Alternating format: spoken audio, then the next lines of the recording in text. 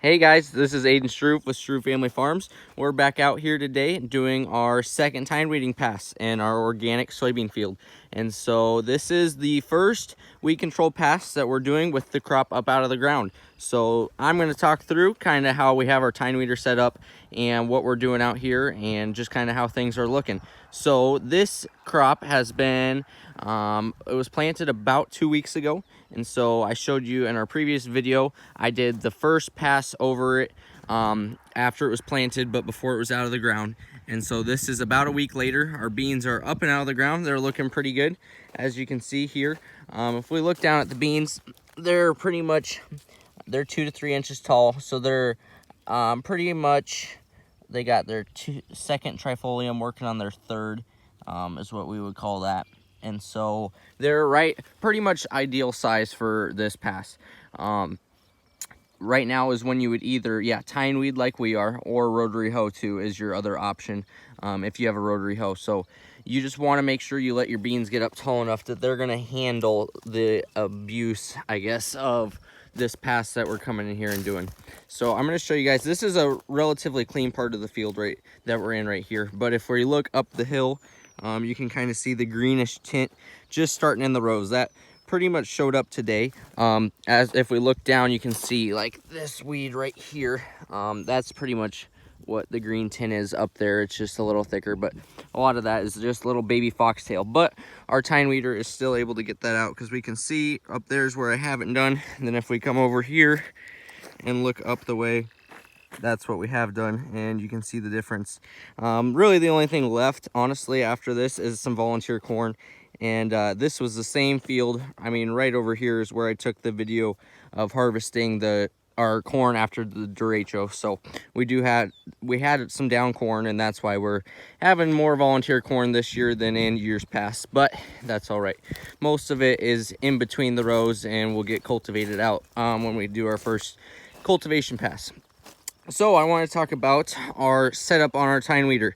So we have it changed up a little bit from how I had it before on our pre-emerge pass. When you're coming through and doing your first pass, pretty much with corn or beans or anything, you can kind of see the angle of my tines, how they're tipped forward. So I'm going to show you that I have them tipped forward, or when they pull back, they're either straight up and down or lean forward a little bit. So that is so that when these come around and they're hitting the crop, they bounce around the crop with the tip and they don't drag back and drag the crop down. So if I had these laid back flatter so they drug more like this, then it would lay the beans down.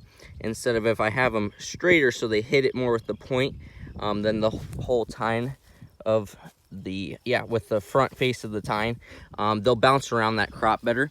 And then it also, if it's more angled, that tip really grabs those little weeds and yanks them out.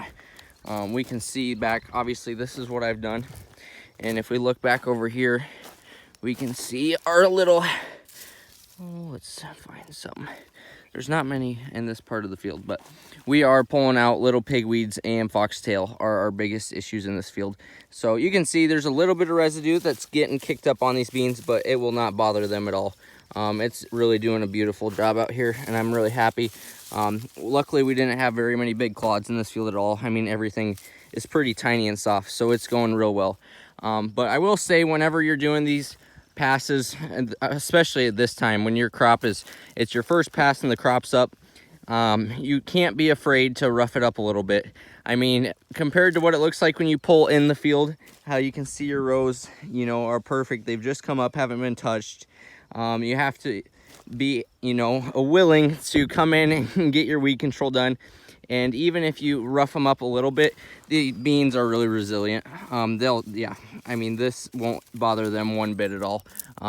There's a little bit of residue and a few small clods, but most of them will keep pushing. And but the bigger key is that you get those weeds, stay on top of the weeds and don't let them get ahead of you at all. So so the tine weeder setup's a big thing, just knowing kind of how to have it set up for what you're trying to do.